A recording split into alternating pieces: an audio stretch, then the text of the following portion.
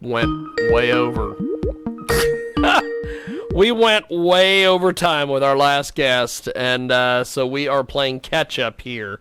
Welcome to the top of the hour. It is the world-famous Jiggy Jaguar radio broadcast here on AM/FM, 247.com. Also, iHeartRadio today, 50-plus AM/FM stations across the country and around the world. And we have got a great guest joining us today here on Skype. By the way, those glasses are fantastic. We have got a great guest joining us today here on our broadcast. So go ahead and give us a brief introduction on yourself, my friend. Tell us a little about yourself here. Hi there. My name is Elaine Del Valle. I am a writer, director, producer, and the author of what was just named the most inspirational young adult book of 2020 by the International Latino Book Awards, Brownsville Bred. Now, copy here. I'm sure I have a copy right here. I was working at my desk when you called. There it is. There it is. And we have got a great guest joining us today here on our big broadcast. So this book, incredibly well written. Talk to me a little bit about the writing process for this book. Well, the book was actually, first of all, it's a memoir, so it's autobiographical. And I had originally written this story as a stage play. So it was an award-winning stage play that went off-Broadway, and I had long wanted to make it into a book, a novel, because I just felt that we need our voices to be on the bookshelves. And when I say our voices, I mean, young urban Latinas. I grew up in Brownsville, Brooklyn, New York. So that's what the book is about. It's a coming-of-age story out of Brownsville, Brooklyn, New York. And I think it really represents the hope that exists in any community, especially those of marginalized people of color. Now, the book is incredibly well written. Talk to me a little bit about the writing process and putting the ideas that you had in your head onto paper. Well, for me, I just, when I write milestones. So I think about the milestones in a person's life, which most everyone can relate to, because all of us, regardless of race or age or creed, whatever, we have similar milestones in our coming of age. So that's really what the process was like for me in the telling of the story. I just went through the milestones of my life, and I like to think that I put them poetically to the page. That's awesome. That's awesome. It is a great guest with us today. Elaine joins us here on our big program. And this book, where can we buy the book? Well, the book is available just about anywhere books are sold, actually. You can get it on Amazon. It's available on Audible. You can get it at barnesandnoble.com. Certainly in bookstores, libraries. It's available for schools through Ingram Spark. So lots of places. If you just type in Brownsville Bred, you'll have a litany of options. The book is Brownsville Bred, and the author is with us today here on our broadcast. Elaine joins us here on our program via the magic of Skype. And so you have put together this incredible book. Where do you see this book going? What are some of your goals for this book? I definitely am also a film director and producer, and I have films right now on HBO, and so it's been my long time desire to make Brownsville Bred into actually my first feature film as a director. So I have already written the screenplay.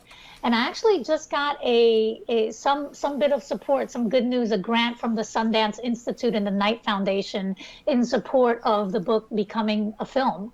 Wow. So still working on, more funding and lots of grant opportunities that are out there, and certainly my own income that comes in to support the project. But I'm definitely determined that it will be my directorial debut in a feature film and be available on screen for anyone who wants to watch it. Fantastic. So what's been some reviews and feedback you've gotten on this book so far? Well, like I said earlier, it won the most inspirational young adult book from the International Latino Book Awards, which was wonderful. I can finally put AWA after my name, award-winning author. Additionally, it was a quarterfinalist in Publishers Weekly Book Life Prize, which was so special to me. It got a 10 out of 10 in every single category. It was so special to me because it wasn't that, even though I'm very proud and humbled and honored from the International Latino Book Awards, the Publishers Weekly Awards, they weren't specific to any particular ethnicity. They were like everyone across the board. So becoming a quarterfinalist with them was amazing. And then as a play, it also won many, many, many awards and got critical acclaim. The New York Times called it From Girlhood Trials to Onstage Triumph. I could go on and on, but really wonderful things. It really changed the trajectory of my career once I put the story out there. Well, it is a tremendous book. You've put a lot of time and effort into this book. What's next for you as an author? Next for me as an author, I've been thinking quite a bit about that. As I shouldn't say author. If the question is author, it's one thing. If the question is writer, it's another thing. Because I also write, screenplays, television screenplays, and I actually just entered into a deal with a major studio, which I'm not really allowed to talk too much about, but for a pilot that I wrote, a 1-hour drama pilot series. And actually, just before you called, I'm working on the deck for it. So that's really exciting. It's certainly a highlight, a peak in my career. Certainly opening up all kinds of new doors for me that I am more than ready to walk into. Fantastic. It is a great guest with us today. She joins us live here on our broadcast. So tell us about some of the different characters in Brownsville Bred. Well, the main character is the protagonist. Her name is Elaine, ironically, like me. And she starts out as just like this 9-year-old jubilant girl. She lives below the poverty line in one of the worst neighborhoods anywhere, Brownsville, Brooklyn, New York, which is the murder capital of New York. But to a child living in it, that's just the world. They don't really think that it's such a terrible thing. As a matter of fact, the kid is kind of proud that she's from like these tough projects and that she survives them. She's extraordinarily in love with her whole family, especially her father, who is this very talented musician. His name is Manny, after my father. And my father used to play every single instrument in the book. If you name the instrument, he could just pick it up and play it. He really was a musical genius and a very talented singer. However, like the book does depict, my father was a heroin addict. He was a functioning heroin addict, and when the family found out, he then left to Puerto Rico in search of recovery, his own recovery, back to his hometown to live with his mother, and left the family to really struggle amidst this deteriorating backdrop that was Brownsville, Brooklyn.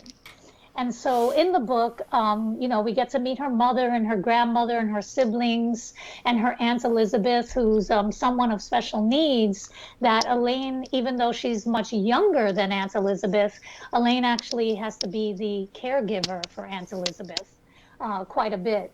Until Elaine gets into a little bit of a harrowing situation, actually a lot of bit of a harrowing situation.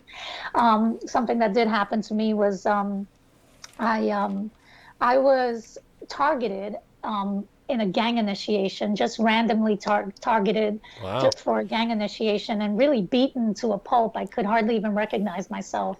Holy smokes. And it was a terrible circumstance that happened as a very young teenager.